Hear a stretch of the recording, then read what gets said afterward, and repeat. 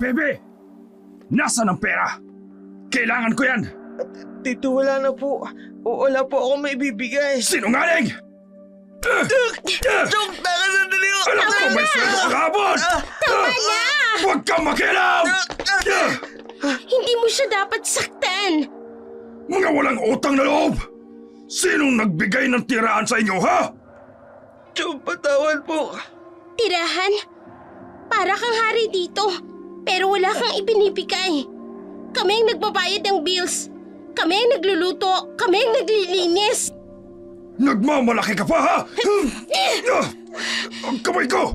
Hindi na kami magpapaalila sa'yo. Bitawan mo ako! Hindi na kami ang dating alipin mo. Tapos na ang pang-aabuso mo. Ate, tama na. Ate. Mga ingrato! Lumayas kayo! Lumayas kayo sa bahay ko! Halika na, Pepe. Hindi natin kailangan ng taong ganito. May sarili tayong kakayahan. Tito, sorry po. Sana magbago na kayo. Lumayas kayo! Layas! Mas mabuti pang maghirap pero malaya. Kesa mayaman, pero alipin. Halika na, Pepe. May magandang buhay tayo sa labas ng bahay na to. Tuluyan nang lumabas sina Carla at Pepe. Naiwan si Ramon, galit na galit at nagwawala sa bahay. Mga walang utang na loob! Hindi ko kayo kailangan! Hindi! Matapos ang matinding pagtatalo, nagmamadaling lumabas ng bahay sina Carla at Pepe. Ang kanilang mga hakbang ay mabigat, ngunit tila may kalayaang hatid. Sa kanilang likuran, maririnig ang pagbagsakan ng mga gamit at paulit-ulit na sigaw ni Ramon. Hindi nagtagal, bumukas muli ang pinto. Heto! Heto mga gamit ninyo! Ate, mga uniform ko. Hayaan mo muna. Delikado pang lumapit. Mga walang kwentang bagay ng mga walang kwentang tao! Pepe, tumabi ka. Hintayin nating matapos siya. Tingnan niyo mga sarili niyo ngayon. Walang matitirhan. Walang kakainin. Ate, ang mga gamit natin. Tana, abibili natin lahat ng yan sa sarili nating pawis. Tingnan natin ngayon kung saan kayo patungo. Mamalimos kayo sa kalsada. Mas mabuti pang maghirap kami kaysa magpatuloy kaming apihin mo. Hindi mo kami kayang sirain. Ate, saan na tayo pupunta? Huwag kang mag-alala. Matagal ko nang pinaghandaan ito. May naipon akong konti. Manigas kayo sa gutom. Mas mabuti na to kaysa magpaalila tayo sa kanya. Mabubuhay tayo ng malaya. Walang nangyuyurak sa ating pagkatao. Pero ate, lahat ng ating pinaghirapan. Ang tunay na kayamanan ay ang ating dignidad, Pepe. Kaya nating magsimula muli. May kilala akong pwedeng tumulong sa atin pansamantala. Huwag na kayong babalik dito. Hindi ko na kayo kilala. Halika na. May mas magandang kinabukasan tayo sa labas ng impyernong ito. Unti-unting lumayo sina Carla at Pepe. Bit-bit ang ilang nadampot na gamit habang ang sigaw ni Ramon nawawala na sa kalayuan. Ate, parang hindi ako sanay sa ganito. Kaya mo yan. Kaya natin to. Simula ngayon, tayo nang magdidesisyon ng buhay natin. Hindi na tayo mga alipin, Pepe. Malaya na tayo. Marahan nang lumulubog ang araw habang naglalakad sina Carla at Pepe sa mga lansangan ng kanilang barangay. Ang kanilang mga yapaka, bigat na bigat dahil sa pagod at lungkot. Sa kanilang isipan, umuugong pa rin ang mga huling sigaw ni Ramon at ang tunog ng mga damit na bumabagsak sa semento. Matapos ang ilang minutong paglalakad, nakarating sila sa isang simpleng bahay, ang tahanan ng kanyang kasintahan na si Jake. Carla? Pepe? Anong nangyari sa inyo? Jake, pwede ba kaming... Pasok kayo. Tara sa loob. Tuloy. Ate, Uy, sino to? Bakit ganyan ang itsura ninyo? Nay. Ito po pala si Carla, yung girlfriend ko po. At siya naman po si Pepe, kapatid ni Carla. Pasensya na po sa abala. Ay, eto. Uminom na muna kayo. Abay, mukhang pagod na pagod kayo. Ano ba nangyari?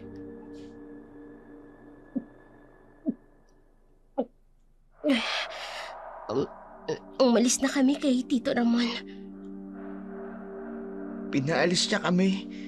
Tinapon niya yung mga gamit namin. Ano? Hinayaan niya kayong maglakad ng ganito? Tama na muna ang tanong. Magpahinga na muna kayo. Ilang sandali ang katahimikan. Ano bang plano niyo? Wala pa. Pero hindi na kami babalik doon. Nay? Pwede po bang...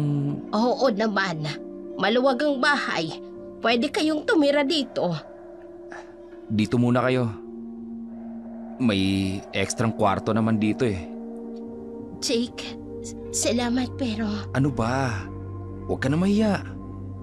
hindi magandang tignan na magkasama tayo sa iisang bubong habang hindi pa tayo kasal. Alam mo naman ang mga tao. May mga kamag-anak ba kayo sa probinsya? Ate, si Lolo. Oo nga. Ang lolo namin sa side ni Mama. Sa probinsya ba? Eh, saan? Sa Isabela po. Ay, dapat may kasama kayo sa biyahe. Para na rin masiguradong makalayo na kayo sa mapang-api ninyong tiyuhin.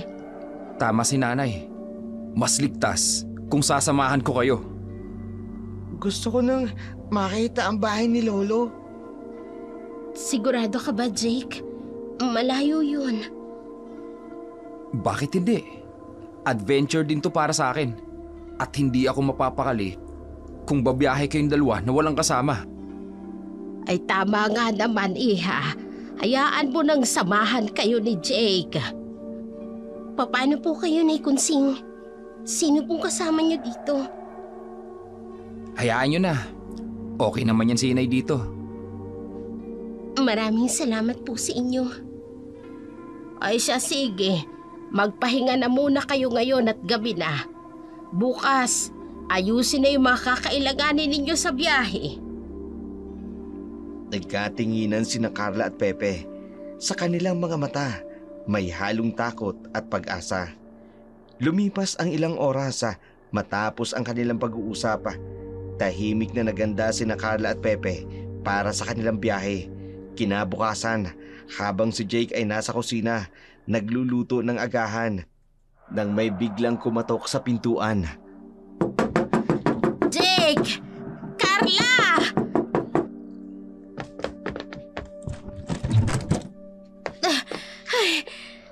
Nay, ano nangyari? May lalaki sa labas. Hinahanap si Carla. Baka tiyuhin niya yon. Ano po? Ay, galit na galit siya. May hawak na isang bote. May mukhang lasing. Sumisigaw pa nga eh. Ay, kukunin daw kayo kung saan ba kayo nakituloy. Ate, Carla, Pepe, kunin nyo ng mga gamit nyo. Ngayon din. Pepe, kunin mo yung bag mo. Dali. oo. Ay, bilisan ninyo. Malapit na siya. Ipapunta na yun dito. Sa likuran kayo dumaan. Ako na ang haharap sa lalaking yon. Jake, delikado. Wala nang oras. Nay, pakisamaan nyo muna po sila sa terminal. Ate, natatakot na ako. Ay, tara na. Bilisan ninyo. May shortcut dito. Halina kayo. Sumunod na ang dalawa. Maya-maya pa'y narinig ang malakas na sigaw mula sa kalye. Carla!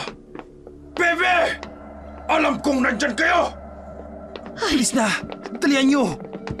Jake, mag-iingat ka ha? Huwag kayong lilingon. Tumakbo lang kayo ng tumakbo. Ay, bilisan ninyo. Dito tayo. Dito tayo sa eskinitang ito!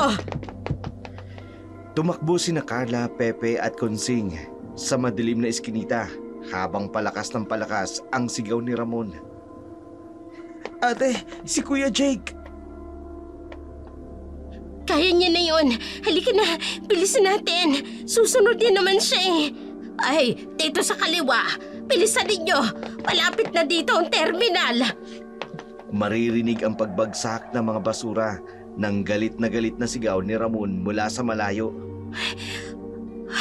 Konti na lang, Pepe. Konti na lang. Bilisan mo. Ay, bilis pa. Bilis! Patuloy silang tumakbo sa dilim. Ang kanilang mga yapaka at mabibigat na paghinga ang tanging ingay sa tahimik na gabi. Matapos makalabas sina Carla at Pepe at Conching sa likuran ng pinto, nanatili si Jake sa sala. Hinihintay niya ang hindi maiwasang paghaharapa. Hindi nagtagal, isang malakas na kalabog ng pintuan ang yumanig sa buong bahay.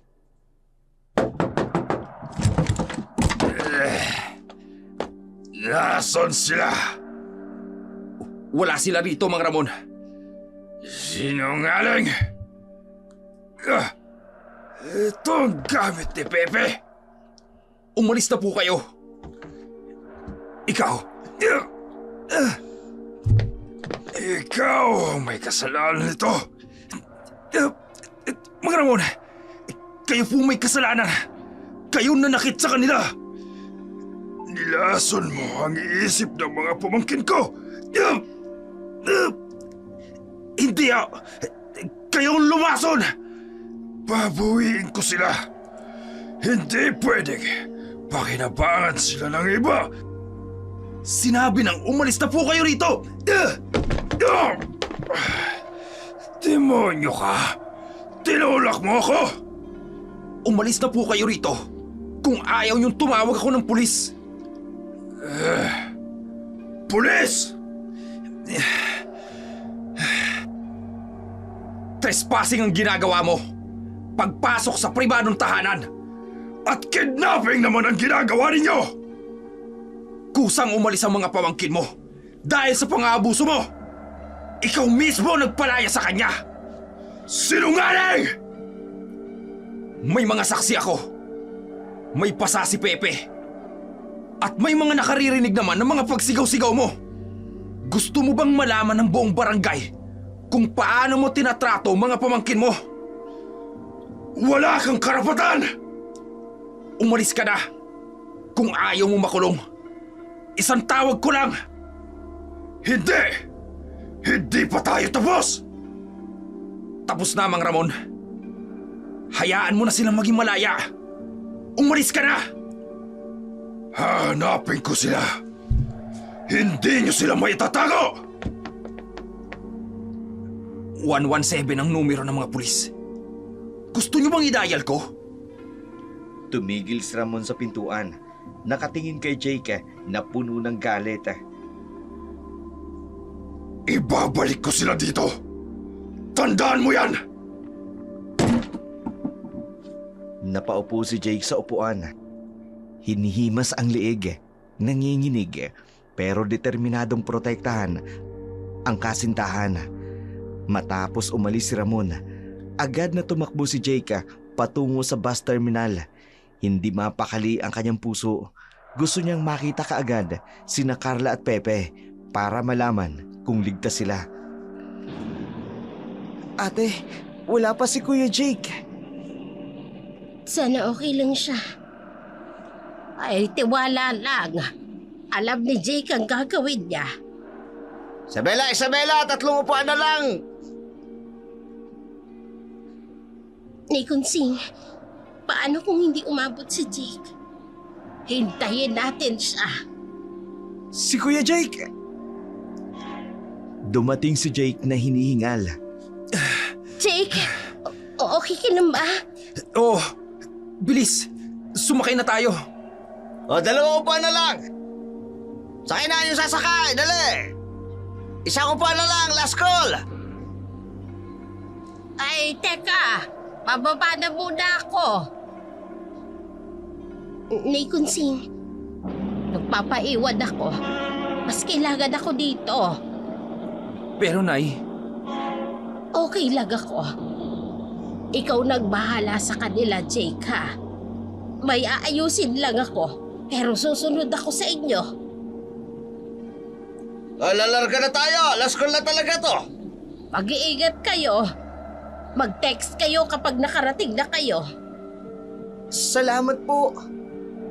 Nikon Singh, maraming salamat po. Alis to! Mag-iingat kayo! Umandar na ang busa. Unti-unting pumikit si Pepe, nakasandal kay Carla. Matulog ka na muna, Pepe. Malayo pa ang pupuntahan natin. Tumingala si Carla sa madilim na kalangitan habang unti-unting lumalayo ang busa, dala-dala ang kanilang mga pangarap at pag-asa para sa bagong simula. Mahimbing ang tulog ni na Carla, Pepe at Jake. Ang mahabang biyahe ay puno ng pangarap at pag-asa. Nang unti-unti nang sumikat ang araw, naramdaman ni Carla ang pagtigil ng busa. Terminal na! Pepe, gising na. Nandito na tayo. Ate, gutom na ako. mabuti pa siguro kumain muna tayo. Pagkababa, kakain tayo. Kunin mo muna yung bag mo. Sige, ako na. Ako nang bahala dito. Tulungan ko kayo. Bumaba sila ng busa, hawak ang konting gamit. Hanap na tayo ng tricycle. Mabuti pa nga. Ang init dito, ate. Manong, sa baryo masagana po. May pasahero na ako. Kuya, pwede po ba sa masagana? Naku, pas mo na. Malayo yun eh. Ate, baka ayaw nila. Nakakapagtaka nga eh. Manong, magkano pong papunta sa masagana? Uy, hindi ko alam. Hindi ko alam ang lugar na yon. Sa Masagana kayo? Opo, may tricycle po ba papunta doon? Habal-habal na lang po. Mahirap pong daan. Bakit po parang umiiwas silang lahat? Ganyan talaga dito. Ate, parang nakakatakot naman sa lugar na to. Magkano po sa habal-habal? 5. 1,000 po kung 3 kami. Natigilan ang mga driver. Nagkatinginan. Ay ako na lang. Pero dapat mabilis lang. Bakit po? Basta. May dapat kayong malaman tungkol sa Masagana. Ate, Sige po. Tara na. sumakay na silang tatlo sa habal-habal. Ang driver ay mukhang nag-aalangan pa rin. Sigurado kayo sa Masagana? Opo, doon nakatira ang lolo namin. Bakit po? May problema po ba sa pagpunta namin doon? Sana. Sana okay pa ang lolo ninyo. Patay na po siya, Manong. Ano?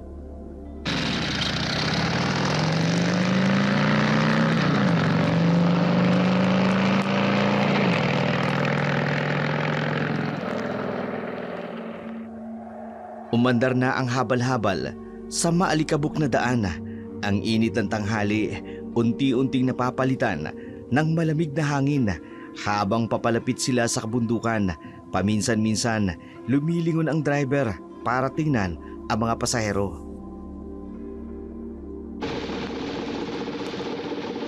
Taga Masagana raw ang lolo ninyo. Opo, matagal na po siya nakatira doon. Kailan nyo ba huling nakita? Bata po kami, pero namatay na siya. May dapat kayong malaman. Ano po yun, Manong? Alam nyo ba kung bakit walang gustong pumunta sa Masagana? Bakit po? Baka matakot kayo. Manong, mas matatakot kami kung hindi namin alam. Sabi nila, may mga aswang daw doon. Ano? Ate, Ilang beses nang may nawawala doon, lalo na sa gabi. Kwento-kwento lang yan. Hindi. Kapitbahay ko mismo. Nakita na may lumilipad sa gabi. ate nakakatakot naman. Tana. Hindi totoo yan. May nagsasabi rin, may matandang babae raw na kumakain ng bata. Manong, wag na po kayong magkwento. Natatakot na po ang kapatid ko. Kaya nga sinasabi ko, para alam ninyo. Ate, bumalik na lang tayo. Hindi, Pepe. Wala na tayong ibang mapupuntahan eh. Oo nga naman, Pepe. Isa pa, andito na tayo.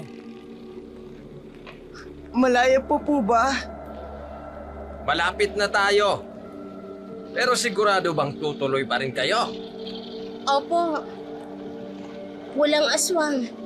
Kwento lang yan para takutin ng mga tao. Oo nga po, Manong.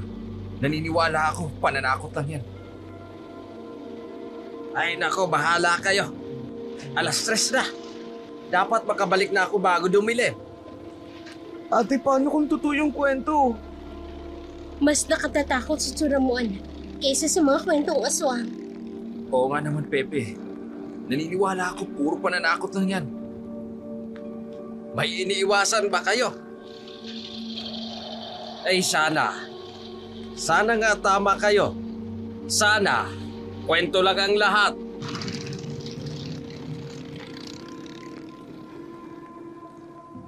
Patuloy ang habal-habal sa madilim na daan.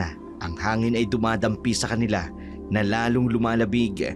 Pagkababa nila ng habal-habal, agad namang pinaandar ng driver ang kanyang habal-habal pabalik. Nakatayo sina Carla at Pepe sa harap ng lumang bahay ng kanilang lolo. Ang dating makulay na bahay ngayon ay kupas na, pero ang mga alaala ay buhay pa rin sa kanila. Ate, tingnan mo, nandyan pa yung puno ng bangga na tanim ni Lolo. Oo nga. Diyan ka laging umaakit noon, di ba? Pero, bakit ang tahimik? Oo nga. Matagal nang walang tao dito. Ate, naalala mo, dito tayo pinapaupo ni Lolo noon? Oo. Dito niya tayo tinuturuan.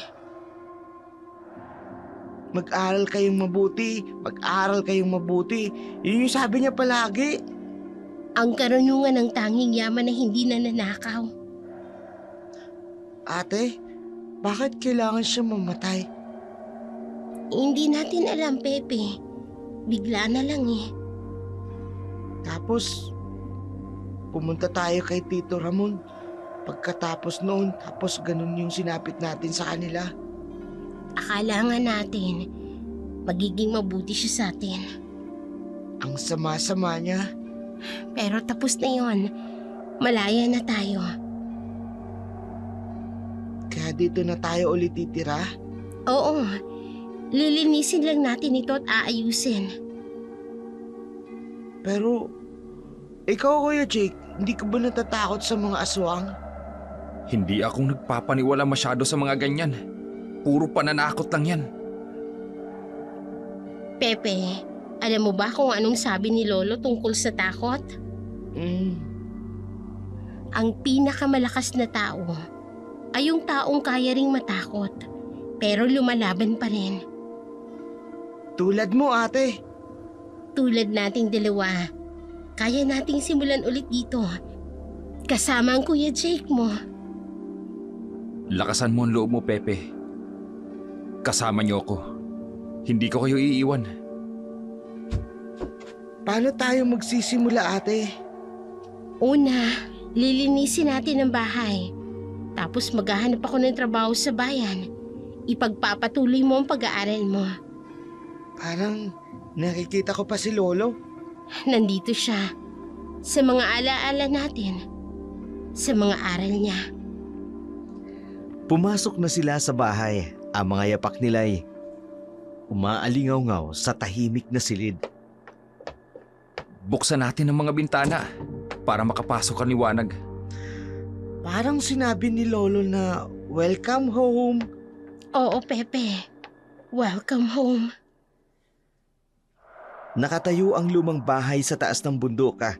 Kalahating oras ang lakad mula sa pinakamalapit na bahay sa baryo. Kahoy na kupas at tiyero ang mga materyales nito. Ang dating berde na pintura na ngayon ay namumula na at nangangalumata. Ang mga bitak sa dingding at ilang peraso ng yero sa bubong ay nakataas pa rin dahil sa hangin. Napalilibutan ito ng malaking puno, mga mangga, santol, bayabas na hindi na inaalagaan. Sa likod ng bahay may masukal na gubat kapag dumidilim. Ang mga sanga ng puno para bang mga kamay na humahaplos sa mga bintana. Ang bakuran ay puno ng matataas na damo, mga halamang ligaw na umuusbong sa dating hardin. Ang lumang gate ay kalawangin na. May malaking hagdan sa harap na gawa sa semento, pero may mga bitak na ito at may tumutubong damo sa pagitan.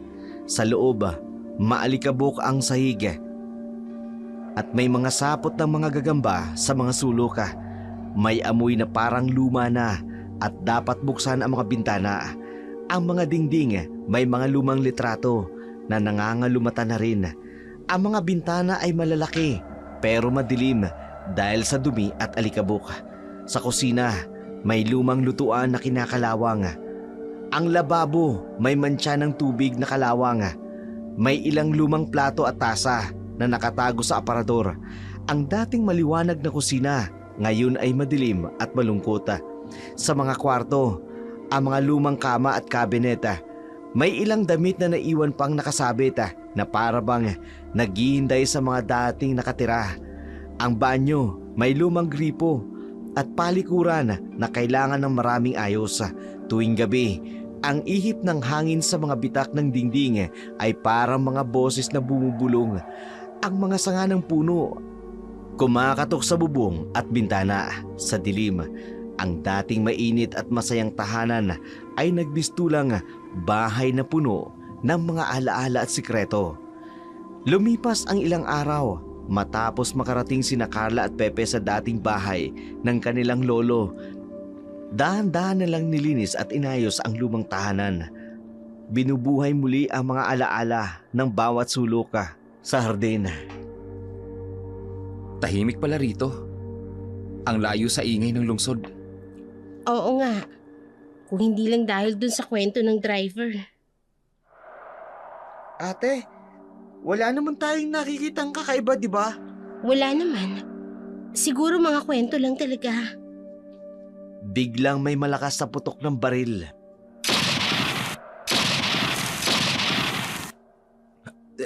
Ano yun? Baka mga ngaso lang. Sa ganitong oras ng gabi? Ate, natatakot na ako. Dati rin namang may ganito bago kami umalis noon. Anong ibig mong sabihin? Kaya pala iniwan ni Lolo ang bahay na to. May gulo din kasi noon dito sa bundok. Akala ko ba tapos na? Bata ka pa noon, Pepe. Akala ko nga tapos ni. Dapat ba tayong mag-alala? Mas mabuti sigurong pumasok na tayo. Ate, paano kung bumalik sila? Sinong sila? Jake, mas mabuting umuwi ka na lang kaya. Baka delikado eh. Hindi ako aalis. Hanggat di ko nasisigurong ligtas kayo. May isa pang putok ng baril. Mas malapit. Ate! Tulad ng dati. Tulad ng dati. Carla, sabihin mo sa akin, ano ba talaga nangyayari? Mga illegal hacker. At mga taong lumalaban sa kanila. At dito kayo titira? Wala kaming ibang mapupuntahan, Jake. Ate, baka pwede sumama na lang tayo kay Kuya Jake. Oo nga naman, Carla.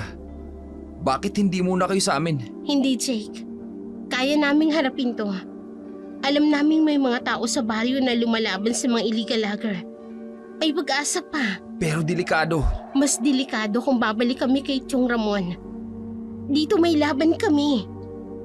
Matapos ang putukan, tahimik na nagpalipas ng gabi sina Carla, Pepe at Jake sa loob ng bahay. Pilit nilang iniiwasan na pag-usapan ang mga narinig na kaguluhan. Ngunit sa mga sumunod na gabi, habang naghahanda sila ng hapunan, isang bagong takot ang nabuo sa kanila. Ate, masarap yung niluto mong tinola. Amoy pa lang. Siguradong masarap na. Paborito to ni Lolo. Biglang may narinig na static na megaphone. Atensyon! Atensyon! Ano yun? Parang megaphone. Ako si Kapitan Ingo! Nagbababala sa inyo na magsara kayo ng pinto at bintana at huwag nang lalabas! Bakit naman kaya? Jake, isara mo na ang mga bintana. Carla, ano nangyayari? Sumasalakay na naman ang mga aswang! Totoo pala? Pepe, Kasama natin ang militar para tugisin ang mga kampo ng kadiliman! hindi aswang yan. Hindi pwedeng totoo. May kutsilyo ba tayo dito? O kahit ano? Huwag kayong lalabas kahit ano pang ingay ang marinig ninyo! Subukan nyo rin magdasal! Jake, may itatanong ako. Ano yun, Carla? Kahapon, yung putukan. Tapos ngayon may mga militar daw? Parang may itinatago silang ibang bagay. Ano kaya yun, Kuya Jake? Yung sinabi mong illegal loggers. At ngayon, ginagamit nila ang takot ng mga tao sa aswang. Pero hindi ko maintindihan, ate. Pepe, minsan ang totoong monster ay hindi yung may mga pakpak at pangil. Ginagamit nila ang kwento ng aswang para takutin ang mga tao. Para walang makialam sa nangyayaring illegal logging. Pero paano kung totoo? Mas nakatatakot ang mga taong nagpapanggap na mabuti, Pepe. Hindi makatulog ng maayos sina Carla, Pepe at Jake ng gabing yun. Ang babala ni Kapitan Ingo ang nagdulot ng hindi maipaliwanag na takot at pagdududa sa kanilang isipan. Nang sumikat ang araw, kakaiba ang tensyon sa hangin. Maya-maya pa'y, Pepe, kumain ka na. Malamig na yung lugaw. ate, hindi pa rin ako mapakali eh. May mga tanod na nagpapatrolya sa labas. Sino kaya yan? Ako na.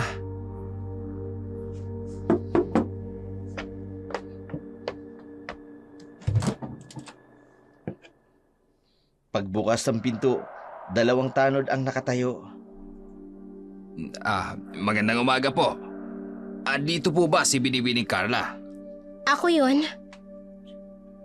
Ipinapatawag po kayo ni Kapitan sa bahay niya. Bakit daw po? May importante raw pong pag-uusapan. Sige, sasama ako.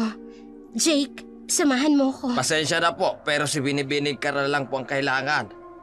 Hindi pwede. Delikado. Sigurado po kaming ligtas si Binibining Carla. Utos po ito ni Kapitan. Ate, huwag kang aalis. Sandali lang ako, Pepe. Jake, ikaw na munang bahala kay Pepe. Hindi ako panatag. Mas delikado kung hindi ako pupunta. Baka kung anong isipin nila. Binibining Carla, hinihintay na po kayo. Kung may mangyari man, sumigaw ka. Pupuntahan agad kita. Pepe, maging mabait ka kay Kuya Jake mo, ha? Babalik agad ako. Promise ko, ate. Jake, huwag mong pababayaan si Pepe. Mag-ingat ka. Meron akong hindi magandang nararamdaman dito. Tara na po, Binibining Carla. Lumabas si Carla, kasama ang mga tanod. Naiwan sina Jake at Pepe na nag-aalala. Kuya, babalik naman si ate, di ba? Oo, Pepe. Pero kailangan nating maging handa. Handa para saan? Tatawagan ko si Inay. Kailangan nating malaman ang tunay na nangyayari dito. Tahimik ang paglalakad ni na Carla kasama ang mga tanod patungo sa bahay ni Kapitana. Ang dati nilang simpleng pagbabalik sa lupain ng kanilang lolo, unti-unting nagiging isang mahiwagang pakikipagsapalaran. Sa bawat takbang, bumibigat ang kanyang dibdib para bang may kung anong pwersa ang umihila sa kanya pabalik sa nakaraan, sa mga alaala ng kanyang lolo at sa isang mahiwagang medalyon na hindi niya inakala na magiging dahilan ng kanyang pagbabalik. Sa malaking bahay na gawa sa bato, maraming lumang larawan sa dingding. Maupo ka, iha. Salamat po. Kamukha ka ng iyong ina. Kilala niyo po si Mama? Oo, kilalang kilala ko ang iyong lolo. Isa siyang magiting na tao. Hanggang sa huli. May alam ka ba tungkol sa medalyon ng lolo mo? Hindi ko alam ang sinasabi ninyo. Kailangan natin yun para labanan ang mga aswang. Hindi totoong mga aswang. Tingnan mo ito. Tingnan mo. Ano yan? Mga larawan ng manglid na katawan. Duguan ng mga bangkay. Mga biktima. Noong buhay pa ang lolo mo, hindi sila makapaminsala dahil sa takot sila sa medalyon. Hindi totoo. Yun ang tanging pag-asa para mailigtas ang buong bayan. Namatay ang lolo ko dahil sa medalyon na yan. Bumalik ka dahil ikaw ang itinakda ng kapalaran para makalaga dito. Hindi. Nagkataon lang. Kahit tinakasan mo na ito noon, ibinabalik ka ng tadhana. Sino? Sinong gumawa nito sa kanila? Alam mo na ang sagot, Carla. Nakita mo na noon, hindi ba?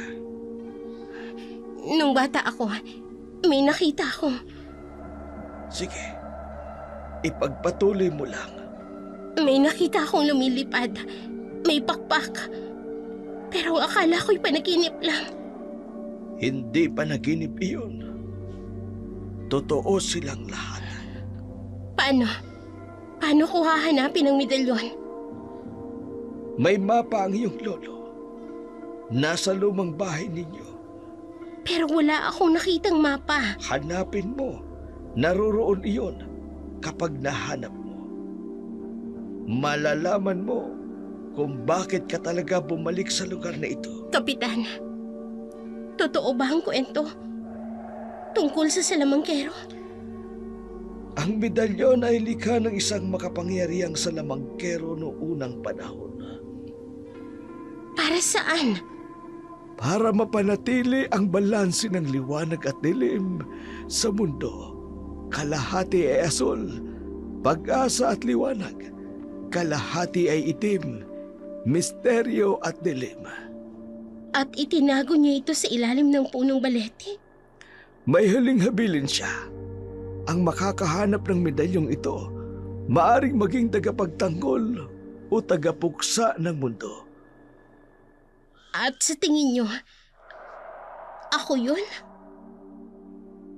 Ikaw ang apo ng huling tagapangalaga nito.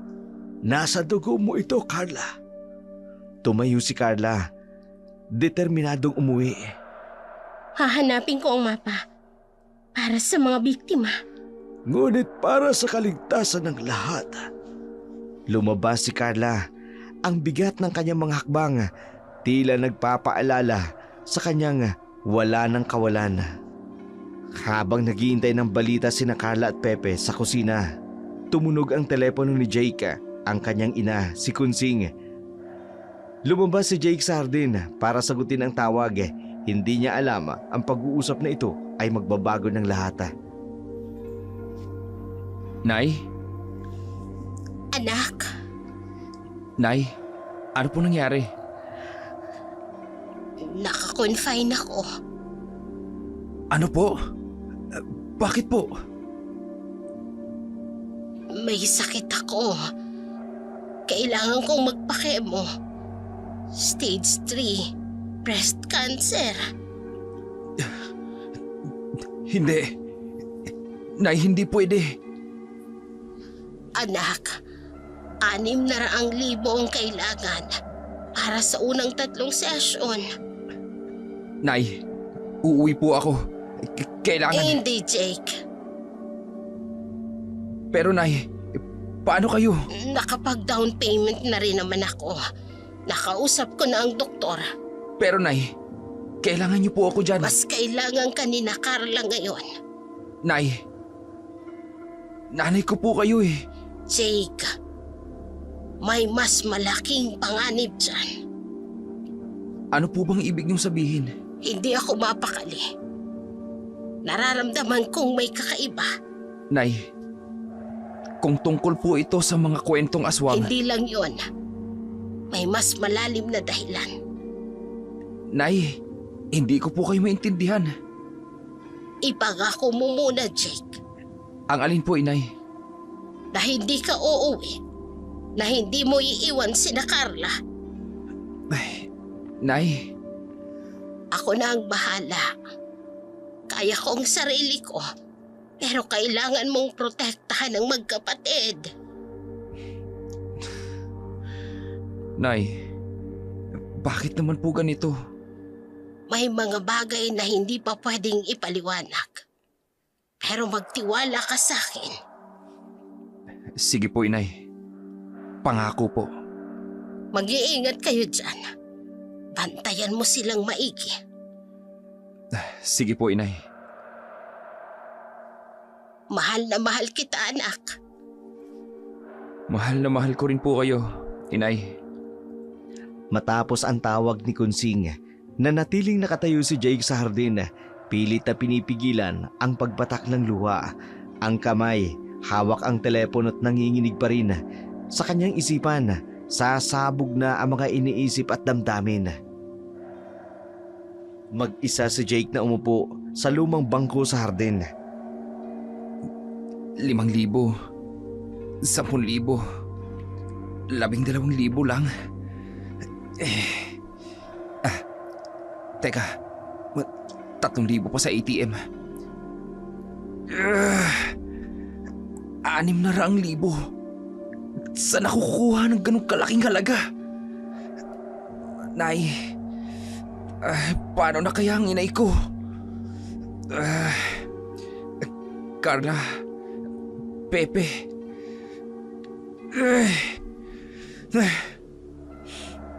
Nay, patawad po. Hindi ako makakauwi agad. Kung uuwi man ako, wala ring mangyayari. Wala akong maitutulong. Dapat manatili ako. Pero paano si nanay? Pambihira! Bakit ganito? Teka. Looking for extra work? Urgent. Hindi rin sapat to. Jake, kakain na. Sandali lang. Panginoon, bigyan niyo po ako ng sagot. Hindi ko na po alam ang gagawin. Nay, kayanin niyo po. Kayanin niyo po hanggang ako'y makauwi. Pangako ko, Inay. Kapag naayos ko ng lahat dito, uuwi ho agad ako. Ay, teka lang. Matapos ang mahabang pagmuni-muni sa hardin, napansin ni Jake ang isang kakaibang anino sa mga puno. Ang kanyang kalituhan tungkol sa kanyang sitwasyon biglang napalitan ng pag-aalala nang makakita siya ng isang estrangherong nagmamasid sa kanila. Sinundan ni Jake ang lalaki patungo sa malaking puno sa balete. Hoy! Tigil! Tumigil ang lalaki sa harapan ng puno. Sino ka? Bakit mo kami pinagmamasdan? Matagal na kitang pinagmamasdan, Jake. Paano mo nalaman ang pangalan ko? Marami akong alam. Pati ang problema mo sa iyong ina. Anong sinasabi mo? Kailangan mo ng malaking halaga, hindi ba? Paano mo? Biglang nagwisik ang lalaki ng kung anong likido sa paligid. Nakakaintindi ka pa rin. Pero hindi ka na makakapagsalita. Sinubukang gumalaw ni Jake pero hindi ito makagalaw. Simple lang ang alok ko. Tulungan mo kaming mahanap ang medalyon. Kapalit ng malaking halaga. Alam ng babaeng sinamahan mo kung nasaan ito. Isipin mo ang perang magagamit mo sa pagpapagamot sa iyong ina. Lahat ng gastusin ay mababayaran. Pilit na lumaban si Jake. Hindi mo kailangang saktan ng babae. Kunin mo lang ang medalyon. O baka gusto mo mamatay ang iyong ina habang naririto ka, nagbabantay sa babaeng hindi mo naman tunay na mahal. Ito ang down payment. 5,000. Inilagay ang sobre sa bulsa ni Jake. May 2 araw para mag-isip. Kapag pumayag ka, bumalik ka sa punong ito. Nagwisik muli ng likido. Ngayon, makakapagsalita ka na. Pero sinasabi ko sa iyo, kung sasabihin mo kahit kanino ang tungkol sa pag-uusap natin ito. Inilabas ang cellphone. Ipinakita ang picture ng nanay ni Jake sa ospital. Hindi na magigising ang iyong ina. Nagbalik ang boses ni Jake. Sino ka ba talaga? Isang kaibigan o kaaway. Ikaw ang magdesisyon. Unti-unting nawala ang lalaki sa dilim ng gubata. Iniwan si Jake na nanginginig at nalilito. Panginoon, ano pong gagawin ko? Madilim nang bumalik si Jake sa bahay. Ang kanyang mga hakbang ay mabigata. Ang kanyang isipan ay nalunod sa mga salita ng misteryosong lalaki. Hindi niya napansin na nakaupo na siya sa hagdan. Naghihintay si Pepe at nag-aalala. Kuya Jake? Kuya, okay ka lang ba? Oo. Kanina ka pa hinahanap ni ate. Ganun ba? Kuya, may problema ba? Wala. Wala ito, Pepe. Hindi naman kayo ganyan dati. Siguro pagod lang. Saan ka ba galing? Ang tagal mong nawala. Naglakad-lakad lang ako. Kuya, hindi ka naman ganyan nung dati kang pumunta dito eh. Anong ibig mong sabihin? Nung tinatakasan namin si Tito Ramon, hindi naman kayo ganyan ah. Pepe? Natatakot ba kayo? Hindi. Hindi naman. Kuya, kung may problema kayo, pwede niyo sabihin. Pepe, minsan may mga bagay na... Na ano? May mga bagay na hindi dapat malaman ng iba. Kahit si ate? Lalo na ang ate mo. Pero kuya, akala ko wala kayong sikreto sa isa't isa, di ba? Pepe, ipangako mo sa akin. Ano? Huwag mong sasabihin sa ate mo na ganito ako ngayong gabi. Pero kuya... Pakiusap, Pepe. Sige. Salamat. Pahinga ka muna. Papunta na sa kwarto si Jake nang tumawag uli si Pepe. Kuya! Ano yun, Pepe? Kahit anong mangyari, nandito lang kami ni ate para sa'yo. Natigilan si Jake, hindi makapagsalita. Dahan-dahang pumasok sa kwarto, iniwan si Pepe na nag-aalala sa sala. Sa loob ng madilim na kwarto, tahimik na nakaupo si Jake sa gilid. Ang mga ilaw ng buwan ang tumatago sa bintana, sapat lang para makita ang kanyang nanginginig na mga kamay habang hawak ang sobre. 600,000 o ang medalyon. Nay, paano po ba? Anong gagawin ko? Naalala ang mga salita ng misteryosong lalaki. Habang narito ka't nagbabantay sa babaeng hindi mo naman totoong mahal. Hindi. Hindi totoo yan. Mahal ko si Carla. Jake? Gising ka pa? Oo. May problema ba? Kanina pa sinasabi ni Pepe na kakaiba ka raw. Wala. Pagod lang. Sure ka? Oo nga. Nanginginig ka. Malamig lang. Jake, kilala kita. May bumabagabag ba sa'yo?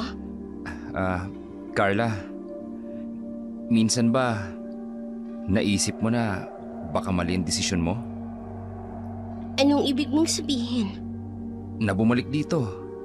Naiwanan ang dating buhay. Jake, may sinabi ba sa'yo si Nicholson? Wala.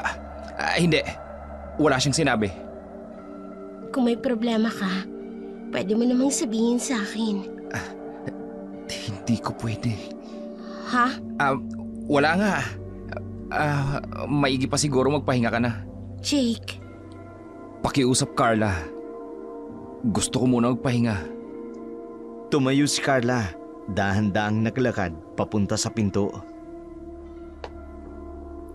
alam mo, noong kinailangan kong protektahan si Pepe kay Churamon, akala ko rin mag-isa ko lang kakayanin. Pero dumating ka. Kaya ngayon, kung may problema ka, nandito ako. Lumabas si Carla, maingat na isinara ang pinto. Paano kung ang solusyon sa problema ko ay ang pagtraidor sa'yo? Hinawakan muli ang sobre habang ang buwan nagtatago sa likod ng mga ulapa. Sa bahay, tanging ang tunog ng orasan ang maririnig. Yun ang inakala ni Carla. Maya-maya pa'y hating gabi, dahan-dahang bumangon si Carla mula sa kama. Kinuha sa ilalim ang lumang pala. Patawad, Pepe. Patawad, Jake. Maingat na binuksan ang pinto ng kwarto, sumilip sa koridor. Tulog na sila. Lumabas na ito ng bahay, may dalang flashlight at pala. Sa loob ng kwarto ni Jake. Carla? Tumayo si Jake, lumapit sa bintana. Saan kaya siya pupunta? Kapag buwan ng Mayo, sa ilalim ng balete. Huminto si Carla sa harapan ng malaking puno. Bakit sa balete? Dito. Dito dapat.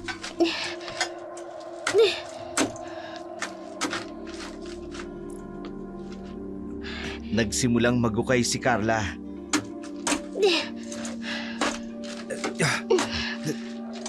Ang medalyon! Lolo, patawad po. Pero kailangan ko na pong kunin.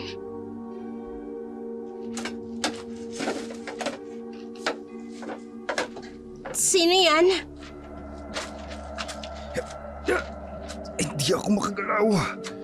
Jake? Pepe?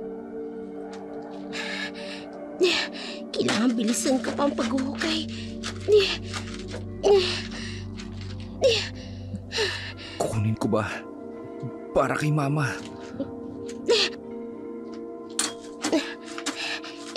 Eto na. Lumuhod si Carla. Inilabas ang isang lumang kahon.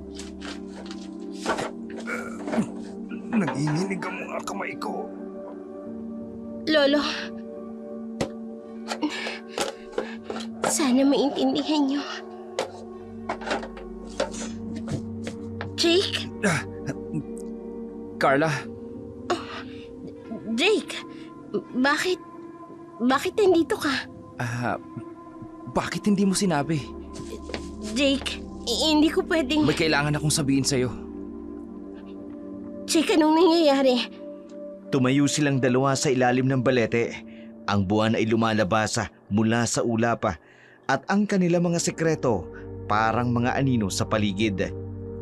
Sa kabilang dako naman, sa madilim na kuweba, sa kailaliman ng bunduka, ang hangin ay mabigat at malamig.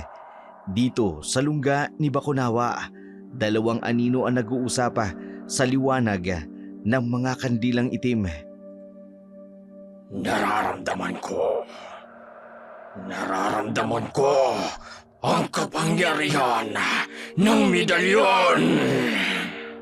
Makapangyarihang Bakunawa. Ginising na nila mula sa mahabang pagkakatulog. Mahal na Panginoong Bakunawa, anong plano niyo? Kumusta ang aking pakana? Anumang oras, mapapasakamay na ng babae ang medalyon. At pagkatapos, Makukuha ito ng lalaking ginamitan ko ng itim na kapangyarihan. ang kaibigan ng babae. Oo, kamahalan. Desperado na siya. Kailangan niya ng pera para sa kanyang inang may sakit. Magkano ang inalok mo? 600,000 para sa kanyang ina. Sigurado ka sa kanya. Nakita ko sa kanyang mga mata ang pag-aalinlangan, ang takot, at ang pagkadesperado. At ang babae, hindi siya magdududa. Hindi niya alam na ginagamitan ko ng itim na kapangyarihan ng kaibigan niya. Nagtitiwala siya sa kanya hanggang sa uli. Magaling. Magaling. Ilang sandali na lang, makapangyarihang Bakunawa, mapapasa inyo na ang medalyon. At kapag nasa atin na ang medalyon, Wala nang makakapigil sa atin, sa ating kapangyarihan. tulad ng kandilang ito, unti-unting mamamatay ang pag-asa ng mga tao. At kayo po, ang magiging tanging liwanag sa dilim. Magaling! Talagang magaling ang ating plano! Kamahalan! Ang kanilang pagtaway umalingaw-ngaw sa madilim na kuweba, habang sa labas ang buwan ay nagtatago sa mga ulapa. Sa kabilang dako naman, sa ilalim ng baleteng puno, tahimik na nakaupo si Carla, hawak ang lumang kahon. Ang buwan ay sumisilip sa pagitan ng mga dahon at ang hangin may kakaibang lamig at sa kanyang isipan, bumabalik ang mga alaala ng kanyang lolo. Lolo, tama po ba ang ginawa ko? Bumalik sa kanyang mga alaala ang mga salita ng kanyang lolo. Carla, apo, hindi lahat ng kayamanan ay ginto at pilak. Opo, Lolo. Pero bakit po ninyo sa akin ito'y pinagkatiwala? May mga bagay sa mundong ito na hindi maipapaliwanag ng agham. Mga bagay na kailangan ng puso para maintindihan. Binuksan ni Carla ang kahon ng dahan-dahan. Puso. Para maintindihan. Ang medalyong ito, kalahati liwanag, kalahati naman ay dilim. Tulad ng buhay, hindi pwedeng puro liwanag lang. hindi rin pwedeng puro dilim. Asul at itim. Magkasama. Pero magkaiba. Maraming magtatangkang kunin yan sa iyo. Pero tandaan mo, ang tunay na kapangyarihan ay nasa puso, hindi sa medalyon. Lolo, paano ko po malalaman kung tama ang gagawin ko? Magtiwala ka sa iyong sarili, Apo. May dugong mandirigma ka. May dugong tagapangalaga.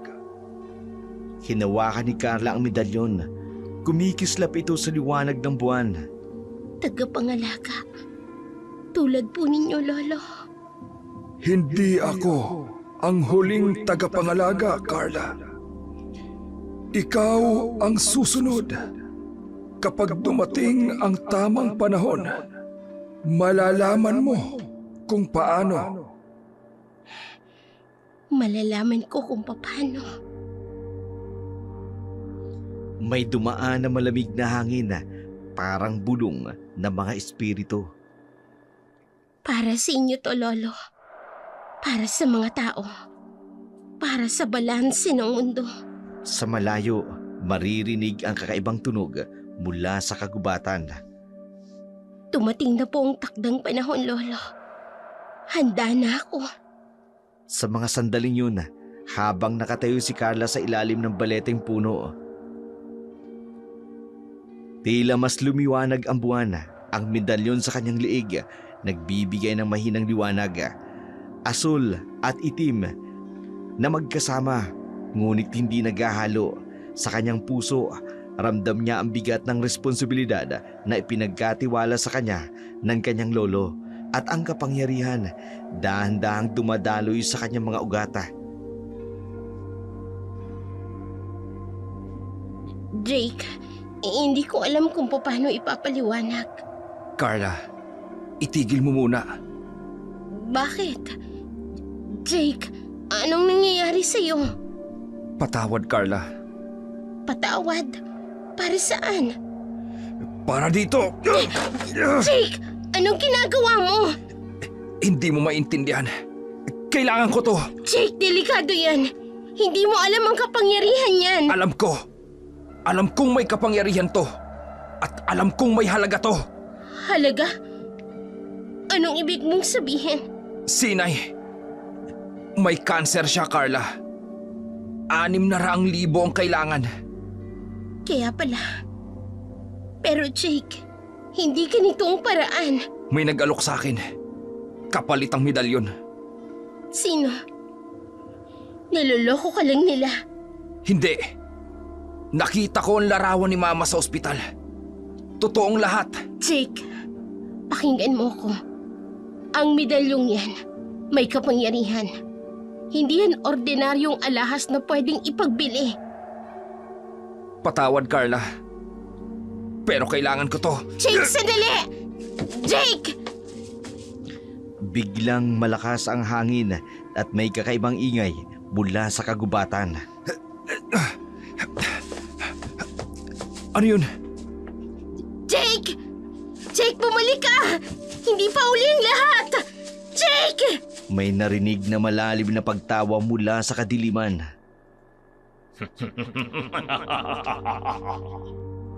Matapos ang matinding pag-aalinlangan sa ilalim ng baleteng puno, tumakbo si Jake papasok sa kagubatan. Hawak-hawak ang kahon na may lamang medalyon. Ang kanyang mga yapak ay mabigata, tulad ng bigat ng kanyang konsensya. Sa gitna ng madilim na gubata, naghihintay ang taong nangako sa kanya ng pag-asa para sa kanyang ina. Mabutit dumating ka. Nandito na ako. At dala ko ang medalyon. Ipakita mo. Una, asa ng pera? Nagmamadali ka. Kailangan kong ipagamot ang inay ko. Ngayon din. Ibigay mo muna ang medalyon. Heto. Ngayon, akin na ang pera. Ito nga ang medalyon. Pera? Ang pinangako mo, 600,000. Napakadali mong malinlang katulad ng iba. Sinungaling ka! Kailangan ko yung perang yan para sa inay ko! Salamat sa medalyon. Ngayon, maaari ka nang umalis o papatayin kita. Hindi! Ibalik mo! Biglang lumika ng itim na usok ang lalaki. Huwag kang magmamagaling. Ibinigay ko na ang medalyon! Binenta ko ang tiwala ni Carla! May malakas na pagyanig sa lupa. Lumitaw si Bakunawa, ang taong may ulo ng dragon. Magaling. Sino? Ano ka? Sa wakas, nasa akin na ang kapangyarihan. Makapangyarihang Bakunawa. Mula ngayon, ako na ang pinakamalakas. Hindi! Anong nagawa ko? Wala nang makakapigil sa aming pagkasik ng lagim! Salamat sa tulong mo. Hangal, duwag. Naglaho ang dalawa sa gitna ng itim na usok. Carla, patawad. Ang tanga ko! Ang hangin ay tumahimik. Iniwan si Jake na mag-isa sa dilim. Dala-dala ang bigat ng kanyang pagkakamali. Inay, patawad rin po. Mali ang naging paraan ko. Sa malayo, maririnig ang mapanganib na pagtawa ni Bakunawa habang unti-unting dumidilim ang paligid. Sa kabilang dako naman, sa bahay ni Kapitana, magkasama sina Carla at ang ina ni Jake. Ang hangin sa labas ay malamig at mabigat. Dala ang mga kaganapang nagbabadya ng panganib sa bayan. Hindi inaasahan ni Carla na sa gabing yun, malalaman niya ang isang katotohanang magpapabago ng lahat. Carla, kailangan mong maging handa. Nikonsing, bakit po kayo nandito? Hindi ba nasa ospital kayo? Maya-maya'y may tumatakbong mga yapak sa labas, papalapit sa kanila. Nay, bakit po kayo nandito? Anak, Pero nay, tumawag kayo. Sinabi nyo, kailangan ng 600,000 para sa gamutan. anak, walang ganong tawag. Hindi ako nagkasakit. Hindi pwede. Nakita kong litrato ninyo sa ospital. Nakalinti ka na. Nalinlang ka, Jake. Ginamit ka ng kampo ng kadiliman ni Bakunawa. Jake, anong ginawa mo? Carla, patawad. Ibinigay ko ang medalyon. Hindi! Jake, hindi mo pwedeng gawin yon! Nasa kamay na ni Bakunawa ang medalyon. Mapanganib ang nakaamba sa ating bayan. Niloko nila ako. Ginamit nila ang pag-aalala ko sa inyo. Anak, wala akong sakit. Ginawa nila ito para linlangin ka. Sandali, may sinabi si Lolo noon. Ano yon, Carla? Ang unang makakakuha ng medalyon, ang unang makahawak, siya ang kikilalaning amo. At kahit maagaw ito ng iba, Mawawalan ito ng bisa kung hindi ako ang unang humawak. Ibig sabihin, Mababawi ko ang medalyon. Dapat kong mabawi ang medalyon. alam mo ba ang ibig sabihin nito? Haharapin ko si Bakunawa. Kahit anong mangyari. Delikado yan, Carla. Mas delikado kung hahayaan nating hawak niyang medalyon. sasama ako. Pananagutan ko ang kasalanan ko. Hindi ka magpapakamartir. Kailangan kita. Kailangan ko kayong lahat. Jake, hindi mo kasalanan na nalinlang ka. Ginamit nila ang pagmamahal mo sa akin. Carla, paano natin lalabanan si Bakunawa? May plano ako. Pero kailangan kong malaman ng lahat ng alam ni Lolo tungkol sa medalyon. Simulan na natin ngayon din. Ang buwan sa labas ay natatakpan ng maitim na ulap habang ang loob ng bahay nagsisimula silang maganda para sa nalalapit na labanan. Nang bumagsak na ang gabi sa nayon, mabigat ang tensyon sa hangin at ang paghahayag ng paglilinlang ni Bakunawa at ang hindi sinasadyang pagtataksil ni Jake ay lubos na nakayanig sa lahat. Sa kabila ng napipintong panganib, alam ni Carla na kailangan niyang harapin ang banta sa kanilang bayan. May determinasyon sa kanyang mga mata.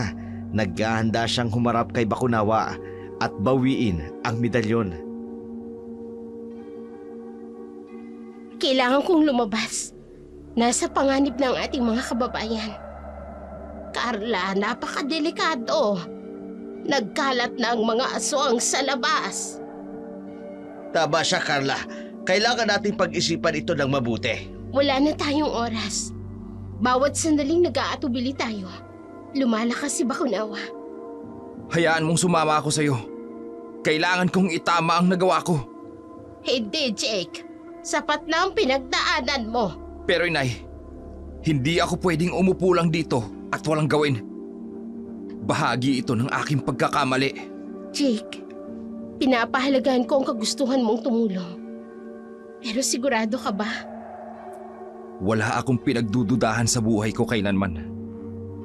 Kung gayon, kung pare-pareho kayong determinado na umalis, susuportahan namin kayo sa abot ng aming makakaya. Pakiusap.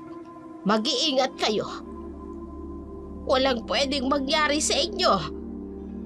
Opo, Nay Conching. Pepe, manatili ka rito kasama si Nay Conching, ha? Ate, bumalik ka. Mag-iingat ka. Gagawin namin ang aming makakaya, Pepe. Pangako. Tara na, Jake.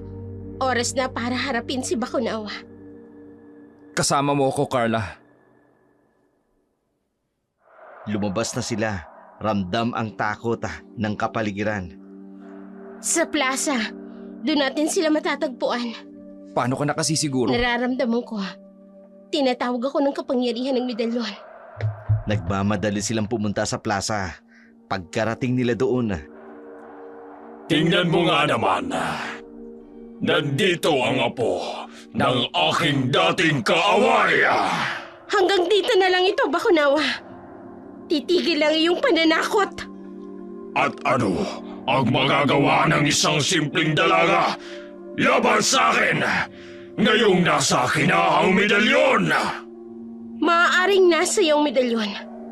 Pero ang tunay nitong kapangyarihan ay hindi mo kailanman nasakop.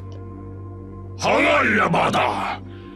Dudurugin kita tulad ng ginawa ko sa iyong lolo! Sa ngalan ng liwanag na bumabalot sa lahat at sa aninong sumusubok na itagong katotohanan, hinihiling ko ang pagbabalik ng kapangyarihan sa tamang kamay ng tadhana. Medalyon ng liwanag at dilim, bumalik sa iyong pinili! nagliwanag ang medalyon. Lumipad patungo kay Carla. Imposible! Hindi maaari ito! Pinili ng medalyon ang tunay nitong tagapangalaga, Bakunawa. Mga aswang! Dakmin ang kanyang pamilya! Sirain ang lahat ng mahalaga sa kanya! Carla! Carla! Ang dami ng mga aswang!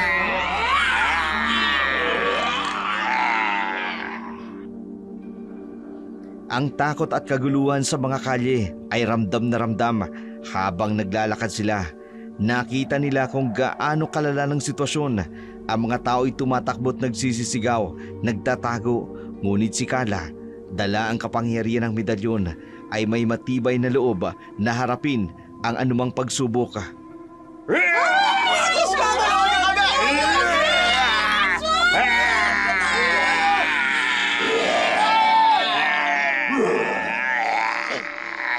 aswang! Ako ang harapin ninyo! Carla, mag-iingat ka! Mag-iingat tayo! Hindi natin alam kung gaano sila kalakas! Biglang may lumabas na grupo ng mga aswang mula sa dilim. Tingnan ninyo, may magiting na bayani nila. Isang batang babae lang. Madali lang to. Huwag niyo kaming maliitin! Ang medalyon ay biglang nagbuga ng matinding liwanag. Ano yan?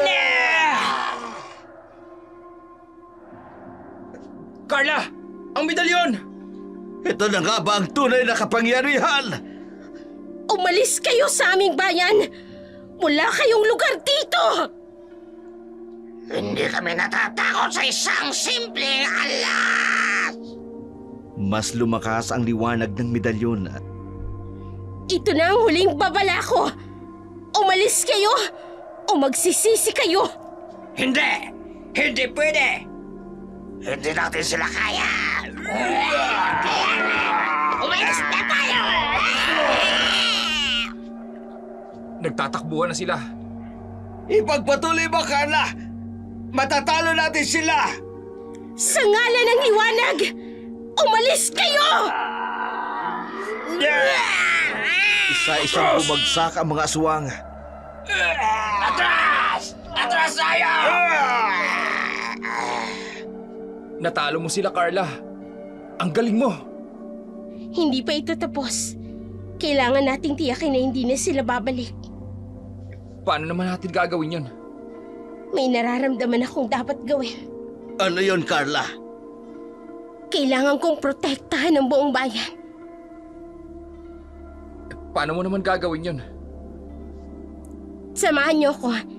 Kailangan nating pumunta sa 4 na sulok ng bayan. Sige, sundan natin si Carla. Mukhang alam niya ang kanyang ginagawa. Salamat, Carla.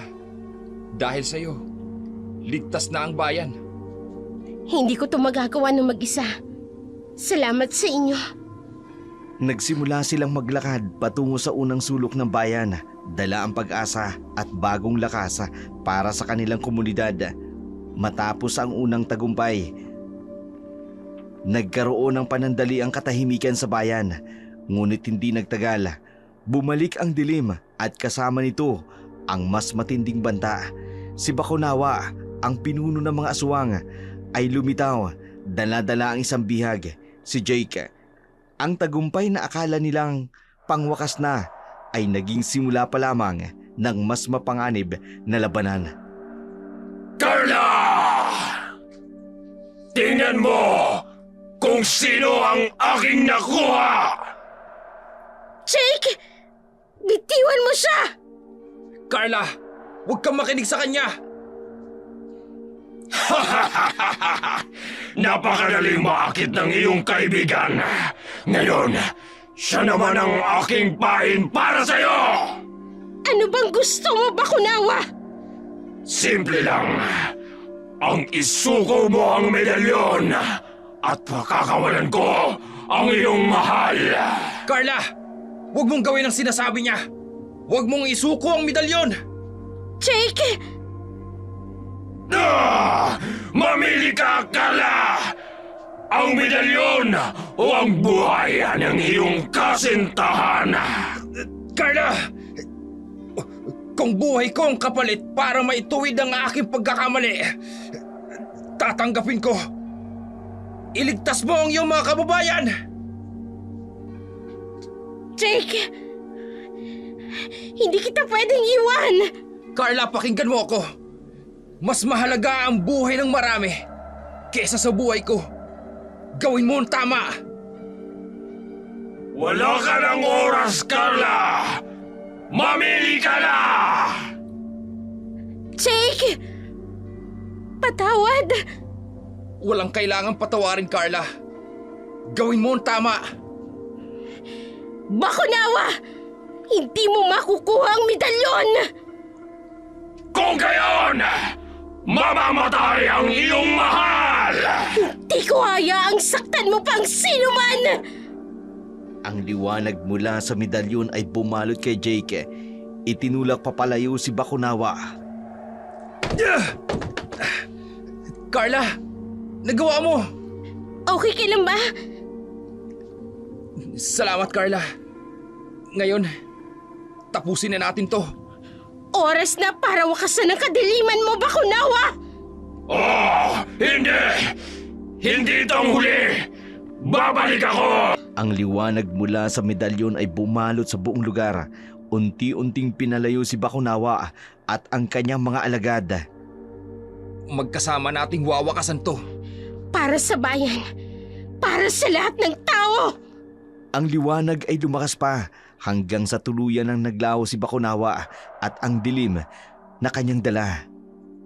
Matapos ang matinding labanan kung saan nagtagumpay sina Carla at Jake sa laban kay Bakunawa, akala nila'y tapos na ang pagsubok, ngunit hindi pa pala. Habang nagpapahinga sila at nagdiriwang kasama ang mga taong bayan, biglang dumating ang bagong banta, si Bakunawa, na ang akala nila'y tuluyan ang nawala. Bumalik at ngayon may dalang bagong bihag, si Pepe, ang kapatid ni Carla. Ang tagumpay na kanilang ipinagdiriwang biglang naging panibagong pagsubok at ngayon mas mabigat pa sa una. Sino yan? May tao ba dyan sa labas? Biglang sumara ang malakas na pinto sa kusina. Napasigaw si Pepe at napayakap sa laruan niya. Ate! Ate Carla, nasa ka na! Biglang nagdilim ang buong bahay. May lumitaw na pulang usok mula sa kusina. Mula rito, dahan-dahang lumitaw si Bakunawa, nakangisi at puno ng kasamaan. Bebe, ang tapang mong bata para mag-isa sa bahay. Halika rito! Sino ka? Huwag kang lalapit sa akin! Huwag kang matakot, Bebe. Ako lang naman ang magdadala sa'yo sa bagong tahanan mo. Agad na tumakbo si Pepe papunta sa pintuan, ngunit biglang naglaho si Bakunawa. Sumulpot ito sa harapan niya. Akala mo makakatakas ka? Tulungan niyo!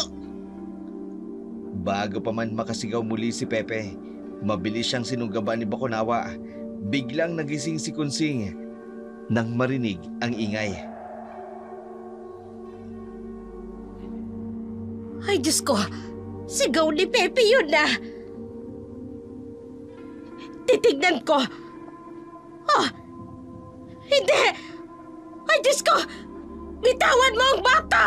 Ano gagawin mo sa kanya? Huwag kang makialam! Hindi mo gusto ang magiging kapalit niyan! Kahit natakot, sinubukan ni Kunsing na tumakbo papunta kay Pepe, ngunit isang malakas na hangin ang tumulak sa kanya pabalik. Uy! Hindi! Si Pepe! Ay, Diyos ko! Talugan niyo kami! Agad na naglaho si Pepe kasama si Bakunawa. Iniwan si Kunsing na nanlulumong nakaupo sa lupa. Ay, Diyos ko! Carla! Carla! Jake, tulong! Si Pepe kinuha ng isang halimaw! Tulong! Dinala ni Bakunawa si Pepe para maging bihag, para muli niyang makuha ang medalyon sa atin ito. Ate! Tulungan mo ako! Bakunawa! Hindi ka na talaga natuto! Akala nyo, tapos na? Hindi ba tayo nagsisimula, Carla? Gagawin mo talaga ang lahat para makuha ang medalyon! Simple lang. Mamili ka. Ang buhay ng kapatid mo o ang buhay ng mga taong ito na wala namang halaga sa'yo! Huwag kang makinig sa kanya, Carla! Hindi siya pwedeng manalo! Carla, Iligtas mo ang mga mamamayan! Huwag mo hayaang mamatay ang mga tao rito! Pepe! Ate, natatakot na ako! Bilisan mo, Carla! Wala ka ng oras! Mamili ka na! Bakunawa, pakinggan mo ko. Pakawalan mo ang kapatid ko. Ibibigay ko sa iyo ang medalyon. Carla, huwag mong ibigay ang medalyon. Nabawi na natin yan sa kanya. Magtiwala ka sa akin, Jake. Aba, matalino ka rin pala. Ibigay mo na ang medalyon! Pakawalan mo ang kapatid ko.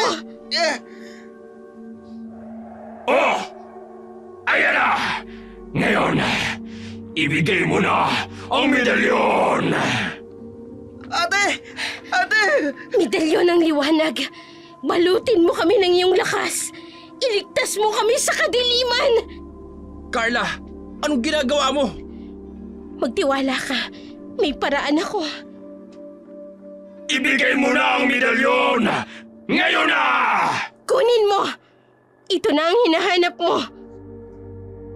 Biglang bumalot ang matinding liwanag ng medalyon. Inilingon ni Bakunawa ang kanyang muka mula sa nakasisilaw na liwanag. Anong nangyayari?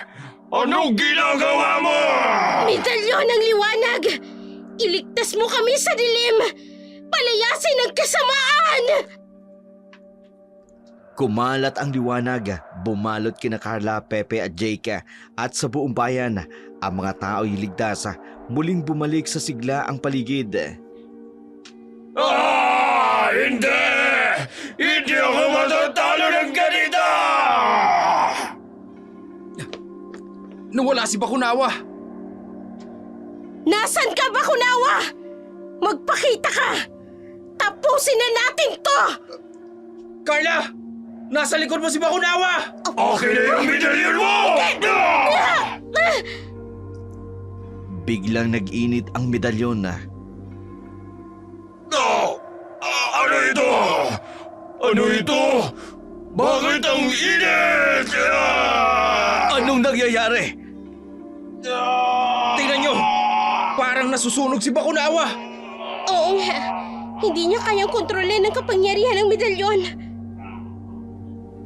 Ang init! Bakit ganito? Ate! Hindi niya maisuot ang medalyon! Kasi nga, Pepe, hindi siyang tunay na tagapangalaga. Hindi siya karapat-dapat. Hindi! Hindi ito dapat mangyari! Anong gagawin natin? Hindiin lang natin. Alam ng medalyon ang dapat gawin. Hindi ko na kaya! Napapaso ako! Sobrang init! Nalulusaw ng aking mga kamay! Ang aking katawan!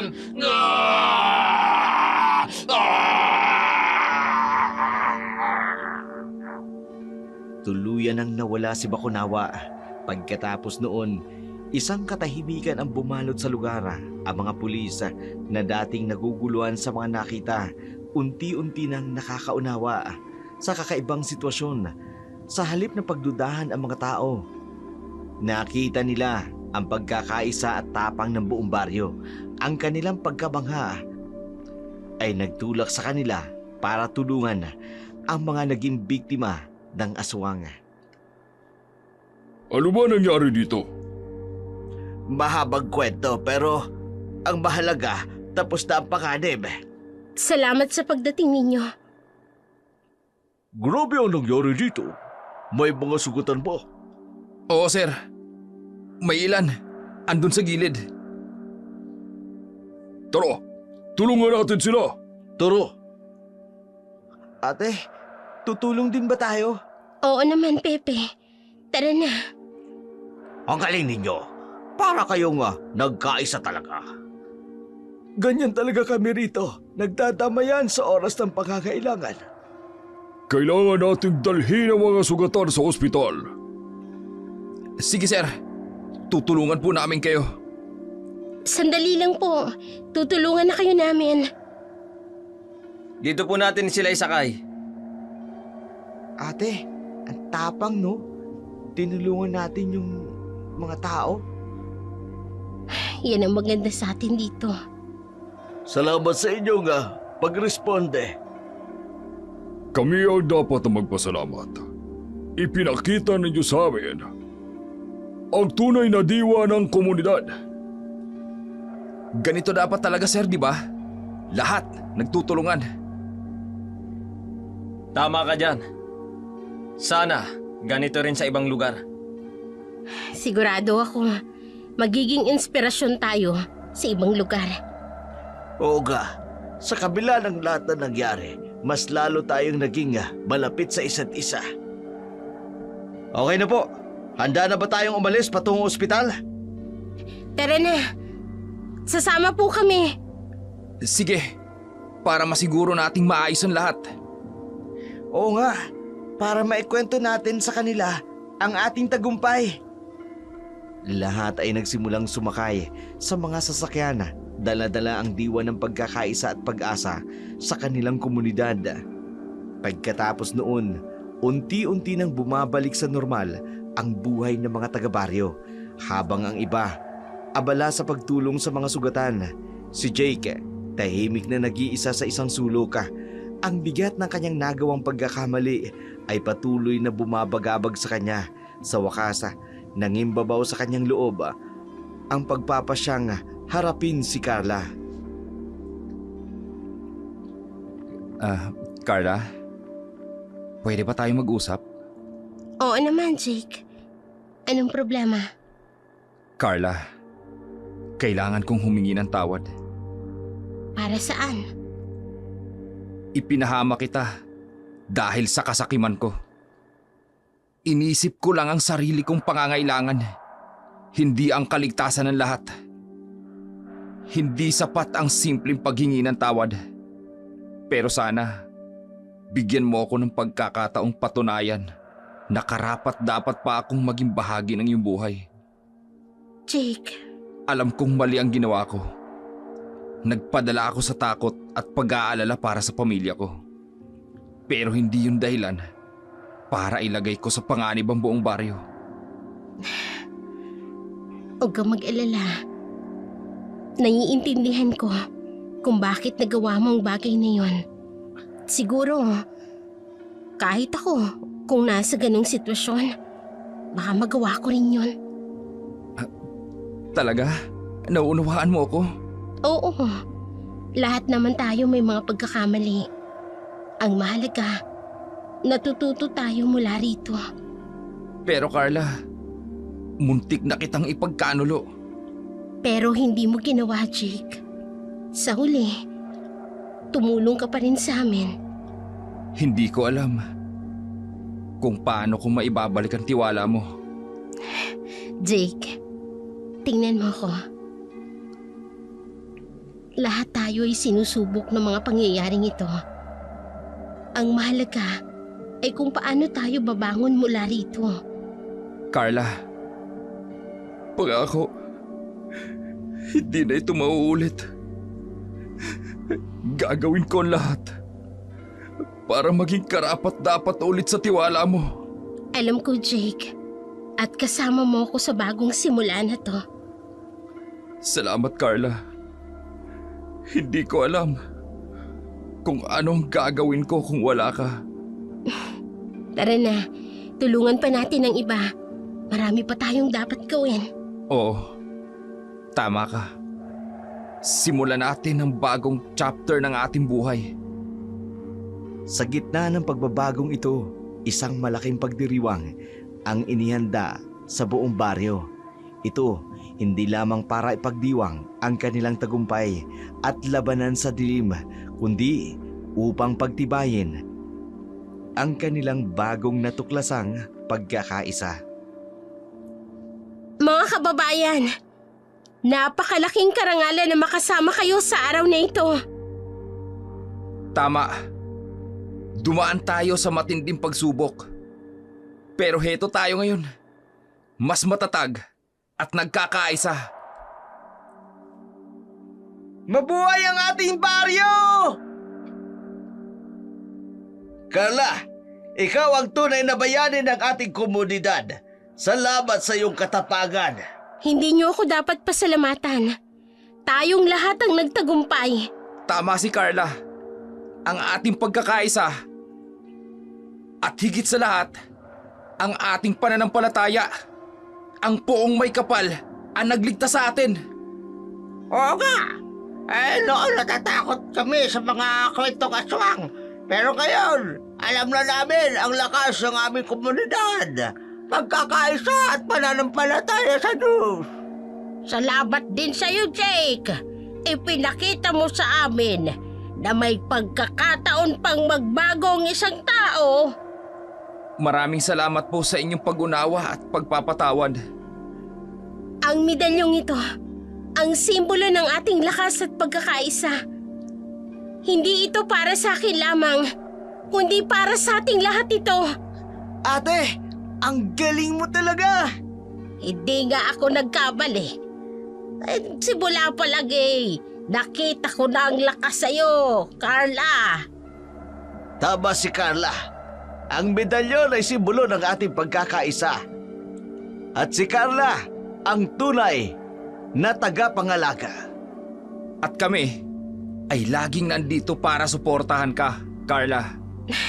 Salamat. Ngayon, simulan na natin ang bagong kabanata ng ating buhay. Isang buhay na puno ng pag-asa, ng pagmamahal, at ng pagkakaisa. Mabuhay ang ating baryo! Mabuhay! Mabuhay si Carla! Mabuhay!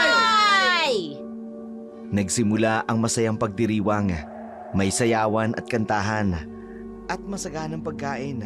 Ang dating takot ay napalitan ng tuwa at pag-asa para sa bagong kinabukasan.